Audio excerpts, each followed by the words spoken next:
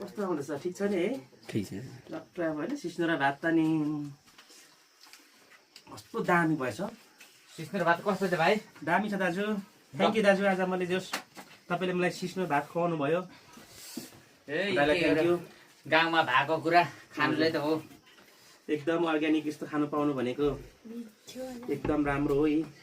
हेर्नुहोस् अब अक्काबारे खोर्सानी झरप्प टोकेर सरप्प सिस्नो भात खाइँदैछ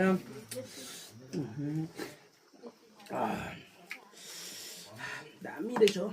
ल थ्याङ्क यू है दाजु भाउजूहरूलाई यस्तो मिठो सिस्नो भात खुवाउनु भयो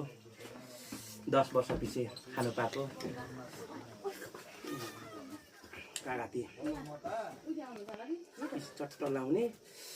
यता फेरि यो चिउरी भेटाएको अचार हस् हुन्छ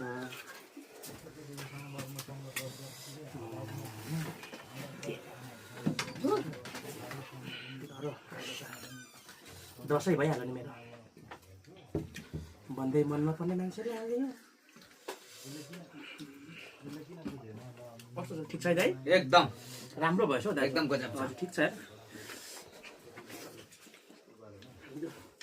एकदम राम्रो भएछ आमाले बनाएको सम्झना आयो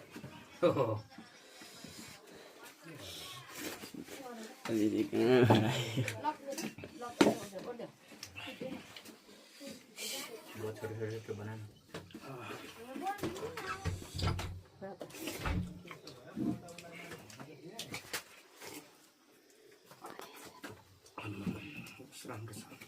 मिठो भएछ भाउजू दामी बनाउनु भएछ धन्यवाद हजुर धन्यवाद धन्यवाद तिमीलाई